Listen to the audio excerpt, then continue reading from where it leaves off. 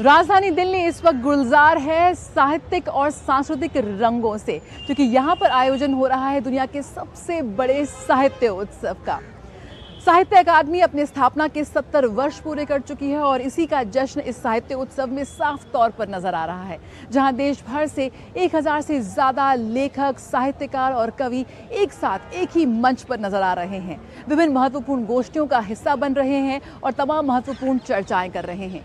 175 से ज़्यादा भाषाओं का यहाँ पर प्रतिनिधित्व किया जा रहा है। बिल्कुल जानकर आपको हैरानी होगी कि भारत में इतनी ज़्यादा भाषाएं हैं। भाई, इस विशाल देश में इतनी भाषाएं हैं, इतनी बोलियां हैं कि आप उसकी कल्पना नहीं कर सकते। और इस साहित्य उत्सव में कोशिश की है कि भारत के हर वर्ग को, हर क्षेत्र को, हर भाषा को रिप्रेजेंटेशन मिले। तो यहाँ पर और भी बहुत कुछ खास हो रहा है। आइए आपको दिखाते हैं दुनिया के सबसे बड़े साहित्य उत्सव की एक छोटी सी झलक।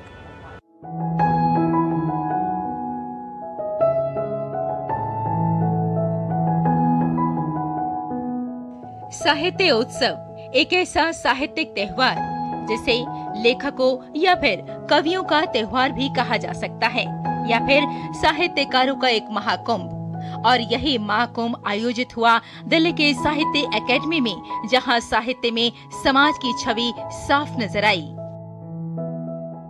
साहित्य ऐसी चीज है जिससे आजकल की जो नई जनरेशन है उसको पता लगता है कि हमारे समाज में क्या हो रहा है, हमारे जो गुज़रा ज़माना है उसमें क्या हुआ था, क्या चीज़ की सुधार करने की ज़रूरत है, क्या बुराइयां हैं। ये आप सारे साहित्य में लिखते हैं, चाहे ड्रामा हो, प्रोज़ हो, पोइट्री हो, शॉर्ट स्टोरी हो, कुछ भी हो, उसमें आप एक अक्कासी कर रहे हैं समाज में क्या चल रहा है। फेस्टिवल ऑफ लेटर्स, जिसमें बात की जा रही थी शब्दों से और लेखकों द्वारा बताया जा रहा था कि शब्द पत्थर भी हैं और मरहम भी। इन्हीं शब्दों से समाज को जोड़ने का काम करता है साहित्य। साहित्य उत्सव में अलग अलग राज्यों, प्रांतों और अलग अलग संस्कृति से जुड़े कलमकारों को अपनी भाषा में अपनी बात कहने का मंच प्रदान कर रहा था साहित्य उत्सव। ये जो पुस्तक लिखी है मैंने 1970 से चल रहा हूँ मैं। उस वक़्त बेटियों और बेटों का अनुपात भारी था, बेटों के लिए वर नहीं मिलते थे। आज काफ़ी कुछ हद तक जो मेरी ये मुहिम रंग लाई है, सबसे ज़्यादा भारत के प्रधानमंत्री श्री नरेंद्र मोदी जी ने इस कदम को उठाया। आज महिलाएं भी इसमें बढ़ चढ़ कर हिस्सा ले रही हैं, क्योंकि माँ अगर पढ़ी लिखी है तो उसकी संतान भी पढ़ी लिखी आएगी और वो किसी पर बोझ नहीं बनेगी, अपने पांव पर खड़ा होती है। साहित्य में मात्र सामाजिक जीवन का ही चित्रण नहीं मिलता, बल्कि समाज में हर प्रकार के व्यक्तित्व का भी परिचय मिलता है। इस तरह हम स्वयं को साहित्य से जुड़ा मानते हैं। साहित्य उत्सव एक ऐसा उत्सव जहां आपको 1000 से ज़्यादा लेखक नजर आएंगे, कवि और कवित्रियां मिलेंगी। और ख़ास बात यह है कि यहाँ 175 भाषाओं में हमारे लेखक काम कर रहे हैं। और जब ये भाषाएं हमें सुनने को मिलती हैं, तब हमें एहसास होता है कि हम जिस समाज में रह रहे हैं वो है कुटुंबकम, यानी कि सारा समाज एक साथ बंधा हुआ है। ख़ास बात यह है कि हमारे सभी लेखक ये भी बता रहे हैं कि जीवन के लिए साहित्य कितना ज़रूरी है। वाकई एक लेखक या कवि अपनी रचना को लिखते समय समाज को हमारे सामने रख देता है। इस उत्सव में 1000 से ज्यादा लेखक थे और तकरीबन 175 भाषाओं में बात हो रही थी। आदिवासी के लिए ये प्लेटफॉर्म इतना अच्छा है क्योंकि जो ट्राइबल जो जंगलों में रहते हैं उनकी जो मौखिक साहित्य है उनका, तो वो आज उनके साथ वो विलुप्ति के कगार पर है। तो आज वो विलुप्ति का कगार पर खड़ा है, तो इसलिए साहित्य अकादमी ने उनको जो प्लेटफॉर्म दिया है तो वो काबिल तारीफ है।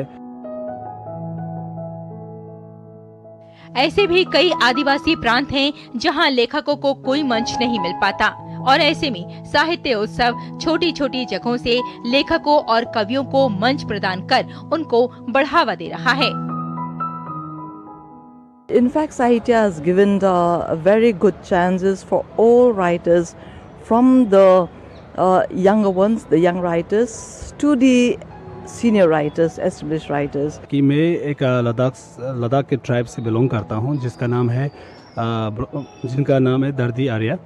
तो जैसे कि आपने कहा कि अभी जो साहित्य है, नौजवान लोग इससे अगर लगता है दूर हो रहे हैं, लेकिन हम जैसे ट्राइबल लोगों को इस तरह मौका देने से क्या हो रहा है कि हमारा लिटरेचर का आगाज़ हो रहा है, स्टार्ट हो रहा है। क्योंकि हमारे ट्राइब्स जो है बिल्कुल अपने में ही रहे हैं बहुत साल तक। इस बार साहित्य ने हमें मौका दिया है कि यहाँ पर आके अपना जो हमारा पोएम है, लिटरेचर है, वो प्रेजेंट करें। साहित्य उत्सव में जहां कई भाषाओं के लेखकों ने हिस्सा लिया, वहीं साहित्य अकेडमी ने पुस्तक मेले का भी आयोजन किया, जिसमें कई भाषाओं की पुस्तकें दर्शकों को अपनी ओर खींचने में कामयाब हो रही थीं। मशहूर दार्शनिक हजरत अमीर खुसरो ने कहा था, कोस कोस पर बदले पानी, 4 कोस पर वाणी। और जब हम यहाँ साहित्य उत्सव की बात करते हैं तो यहाँ हर कदम पर हमें न जाने कितनी वाणियाँ, कितनी बोलियाँ नजर आती हैं, न जाने कितने ऐसे राज्य हैं जो अपना प्रतिनिधित्व खुद कर रहे हैं। और कमाल की बात यह है कि इतने लेखक हमें आज तक नजर नहीं आए जितना हमें साहित्य उत्सव में नजर आए हैं। और जब हम यहाँ साहित्य उत्सव की किताबों की बात करते हैं, पुस्तकों की बात करते हैं, तब हमें एहसास होता है कि जीवन के लिए किताबें कितनी ज़रूरी हैं, साहित्य कितना ज़रूरी है। साहित्य हमारे सामने एक ऐसा दर्पण है जिसमें हम अपने समाज के प्राचीन और नवीन स्वरूप को देख पाते हैं। इसीलिए कहा गया है कि साहित्य समाज का दर्पण होता है। रेशमा की रिपोर्ट, रंग तरंग के लिए DD न्यूज।